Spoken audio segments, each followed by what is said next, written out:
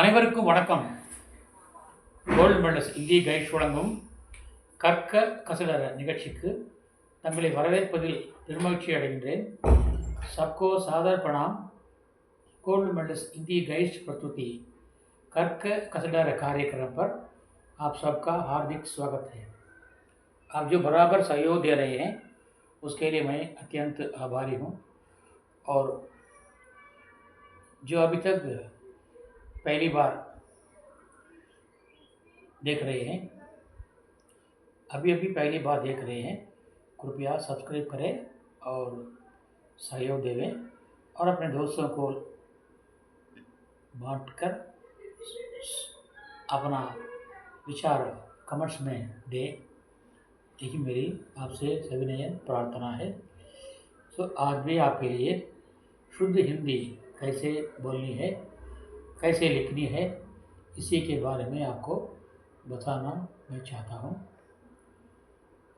इस दृष्टि से आज का ये सबक है, पाठ है. शुद्ध कीजिए. पाठ 91 है, 91, इसे नंबर 91. ये क्या ये साड़ी होता है? क्या ये साड़ी होता है? इधर पुड़वैया. क्या ये साड़ी है? यहाँ पर होता है का प्रयोग नहीं करना चाहिए. होता है का प्रयोग कब करना चाहिए? जब हम किसी बात को कहते हैं वो बात अगर स्थायी हो तो होता है. நாம் கூறுகின்ற கருத்து என்றைக்கும் நிலையாக இருந்தால் அதற்கு होता है போடணும். होता है, होते हैं, होती है வரும். அதே நிலையற்றதாக இல்லை என்று வருகின்ற பொழுது ஐ போடலாம். இப்போது மரத்தின் மேல் குரங்கு இருக்கிறது. पेड़ पर बंदर है. அந்த குரங்கு மரத்து மேலே இருக்கும், கீழே இருக்கும், எங்கே வேணா இருக்கும் இல்லையா? அது निरंतरम அல்ல. अच्छा, गाय के 4 पैर होते हैं. பசுவுக்கு 4 கால்கள் உண்டு. எப்போது 4 தானே, அது परमानेंट தானே. इसलिए यहाँ पर गाय के 4 पैर होते हैं என்று எழுதணும். गाय का दूध मीठा होता है. பசுவுடைய பால் இனிப்பாக இருக்கிறது. गाय का दूध मीठा है என்று எழுதக்கூடாது. गाय का दूध मीठा होता है, எப்போதுமே சுவையாகத்தான் இருக்கும். इसलिए जो बात स्थायी है उसको उसका बोध करने वाला है, उसी शब्द के साथ होता है लगाना चाहिए. नहीं तो अस्थायी हो तो, स्थायी नहीं हो तो वहाँ पर है लगाना चाहिए. इसलिए यहाँ पर क्या ये साड़ी है? क्या ये साड़ी है? साड़ी भी होते हैं, धोती भी हो, रुमाल हो, चाहे कोई भी हो, ये परमानेंट नहीं है. इसीलिए क्या ये साड़ी है. और दूसरा, क्या आप ये कंबल ओढ़िए. आप ये कंबल ओढ़िए. आप ये कंबल पहनिए, वो गलत है. आप ये कंबल ओढ़िए. आप ये कंबल ओढ़िए का सही है वो. और मास्टर ने बोला कि कल छुट्टी है. मास्टर ने बोला कि कल छुट्टी है. நாளை விடுமுறை என்று ஆசிரியர் சொன்னார். சரிதான் இருக்கு. लेकिन जब बोल क्रिया आती है तो कर्ता के साथ ने नहीं लगानी चाहिए, वो एक्सेप्शन है. इसलिए मास्टर ने कहा कि कल छुट्टी है, या तो मास्टर बोले कि कल छुट्टी है. और जल्दी से कुर्ता डाल लो. शीघ्रमा सट्टा पोट्टुको. तमिल में सही है, लेकिन ये गलत है. जल्दी से कुर्ता पहन लो. விரைவாக சட்டை அணிந்து கொள். जल्दी से कुर्ता पहन लो. और जूता निकाल दो. जूता निकाल दो नहीं, जूता उतार दो. செருப்பை கழற்றி விடு, தவிர வெளியேடு இல்லை. जूता उतार दो, जूता उतार दो, वही सही है। सही। स्नेह का मूल्य मापा नहीं जा सकता। பாசத்தினுடைய விலையை அளவிட முடியாது। தமிழில் பார்த்தா சரியாக தெரியும், लेकिन वो गलत है। हिंदी में स्नेह का मूल्य नहीं जांचा जा सकता। स्नेह का मूल्य नहीं जांचा जा सकता। 15 अगस्त हमें हमारे शहीदों का स्मरण दिलाता है। 15 ஆகஸ்ட் 15 நமக்கு நம்முடைய நாட்டுக்காக உயிரை தியாகம் செய்தவர்களை நினைவுபடுத்துகிறது। तमिल சரியாக இருக்கும், ஆனால் हिंदी में गलत है। क्या है? 15 अगस्त हमें अपने शहीदों की स्मरण नहीं, अपने शहीदों की याद दिलाती है। 15 अगस्त हमें अपने शहीदों की याद दिलाती है। मैं संकल्प लेता है। मैं अगर आएगा तो हूँ लगानी चाहिए। मैं संकल्प लेता नहीं, मैं संकल्प करता हूँ। मैं संकल्प करता हूँ, मैं संपर्क करता हूँ, और मैं संकल्प करता हूँ। और सुनिए अंदर चले जाओ। सुनिए दंग उள்ள போங்க, தமிழ் में सही है। இங்கே மொழிபெயர்க்கின்ற பொழுது கேளுங்க என்று சொல்லக்கூடாது। அதுதான் ஒரு மொழிக்கும் இந்த மொழிக்கும் உள்ள வித்தியாசம்। இப்போது நான் ஒருத்தர் போயிட்டுருக்காரு, வேலை செஞ்சுட்ருக்காரு, அவருடைய கவனத்தை நாம் திருப்புகிறோம்। திருப்புகிற பொழுது என்ன சொல்லணும்? என்னங்க என்னங்க என்னங்க அப்படின்னு சொல்லுவோம்। उसी प्रकार वहाँ पर हिंदी में उत्तर भारत में सुनिए कहते हैं। நீங்கள் மொழிபெயர்க்கின்ற பொழுது நான் நிறைய திரைப்படங்களை பார்த்துருக்கிறேன், மொழிபெயர்ப்பை பார்த்துருக்கிறேன்। सुनिए அப்படியே டேட்டா போடுவாங்க, கேளுங்க சொல்லுவாங்க। वो गलत है। दांग सर इधर पार्क ये सही है। अब यहाँ पर सुनिए, क्या हमने आदर दे दिया। सुनिए अंदर चले जाइए, முதல்ல வாங்கன்னு சொல்லிட்டு பின்னால் போக சொல்லக்கூடாது। கேளுங்கள், தாருங்கள், உள்ளே போகாதே சொல்லக்கூடாதுல்ல, உள்ளே போ சொல்லக்கூடாதுல்ல।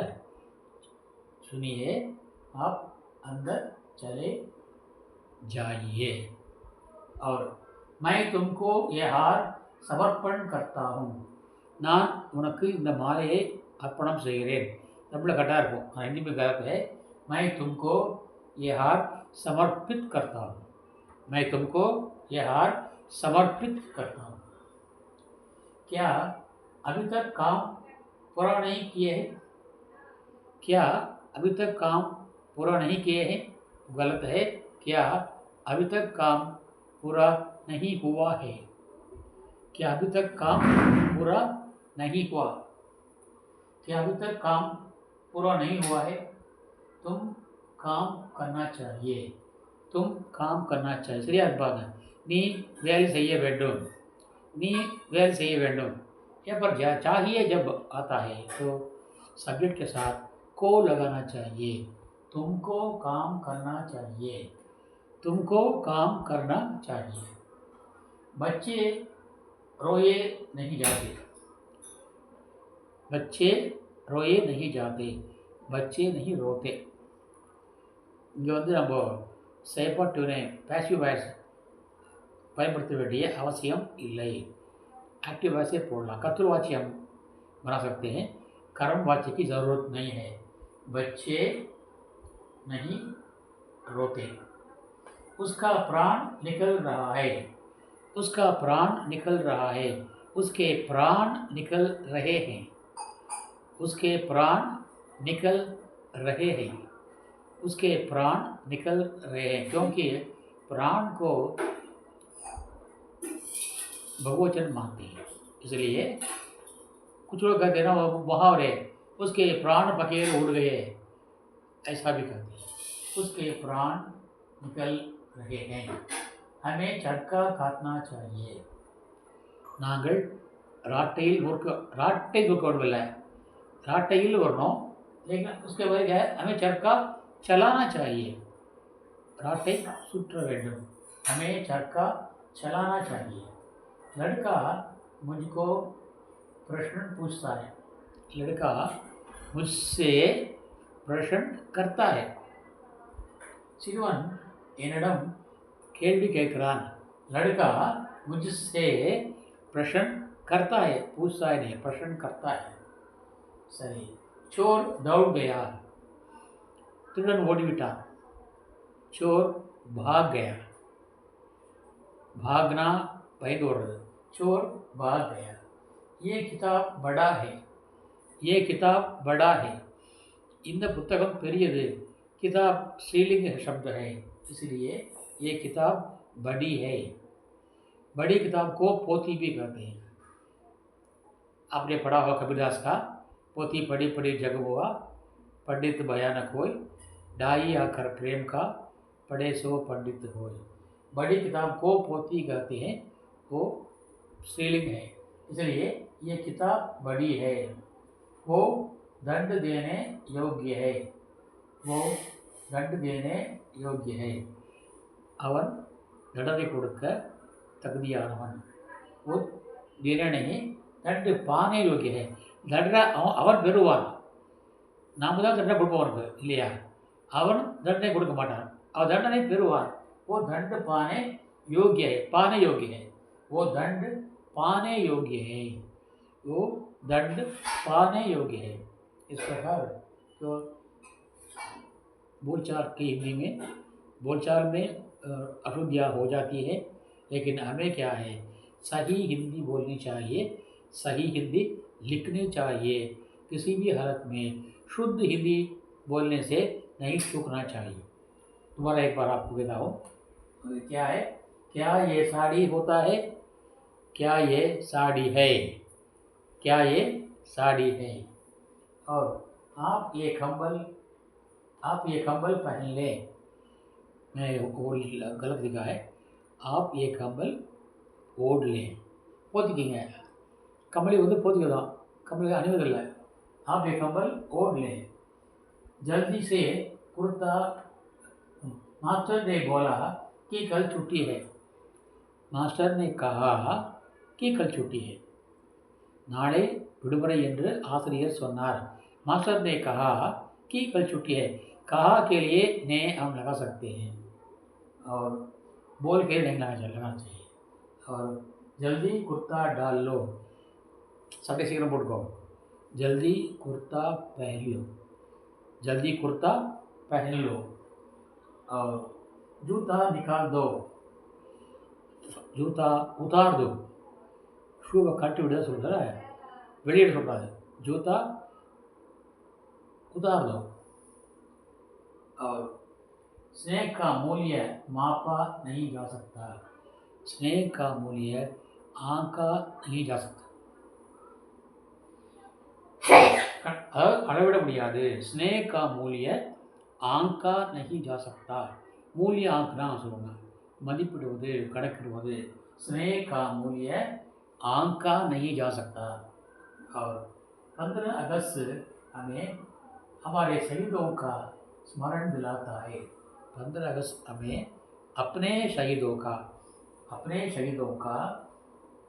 की याद कराता है, याद कराता है या स्मरण कराता है। 15 अगस्त हमें अपने शहीदों की याद कराता है, याद कराता नहीं, शहीदों की याद कराता है। मैं संकल्प लेता है, मैं संकल्प लेता है नहीं, मैं संकल्प करता हूँ, நான் உறுதிமொழி எடுக்கிறேன்।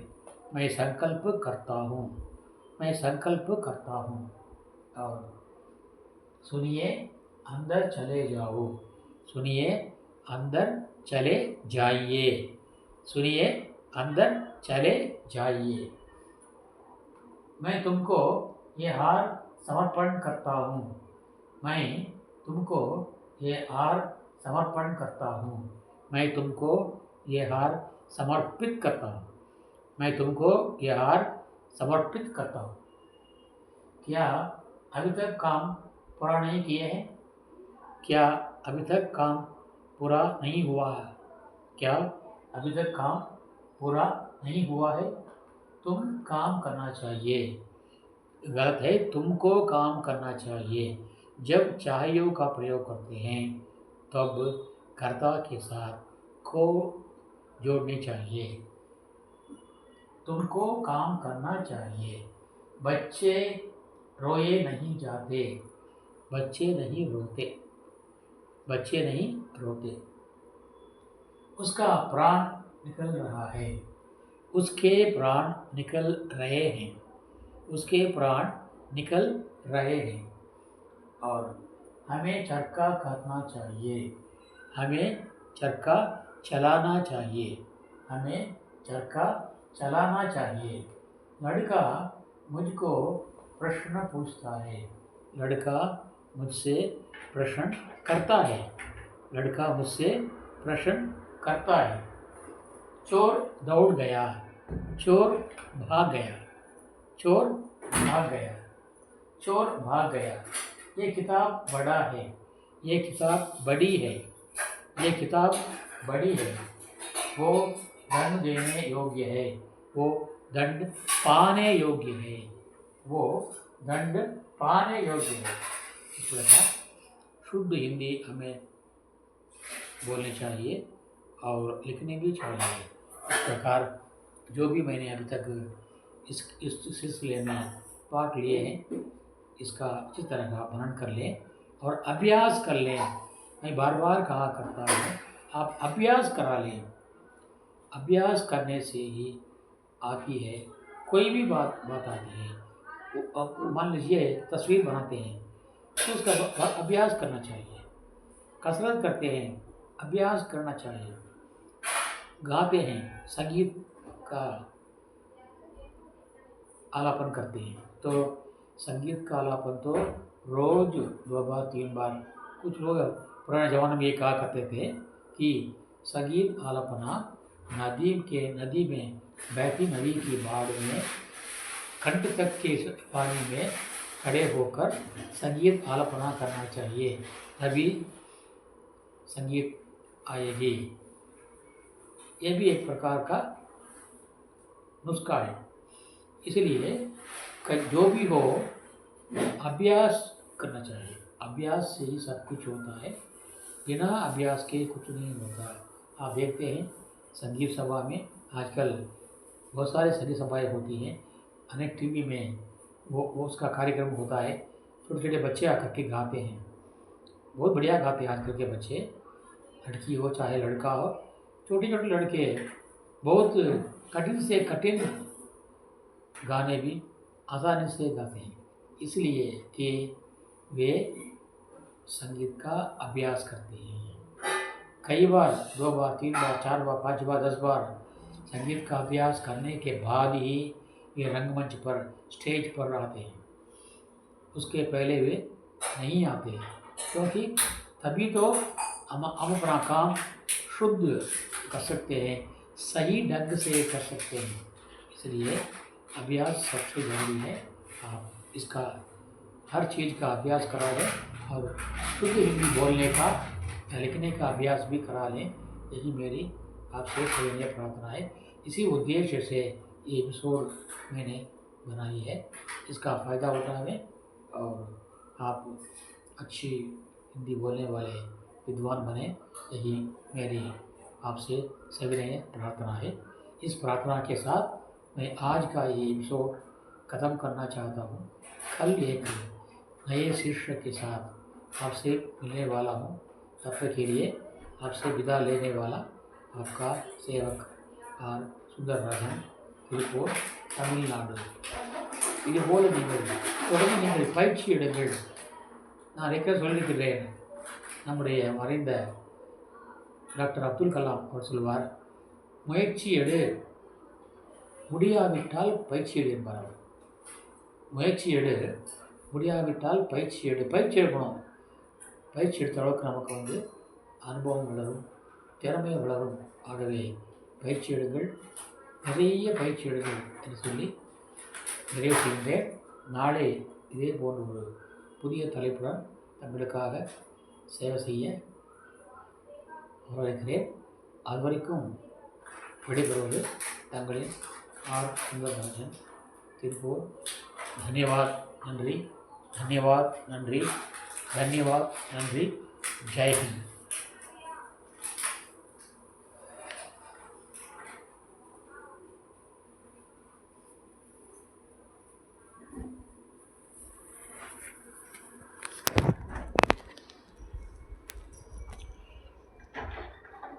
தங்கம்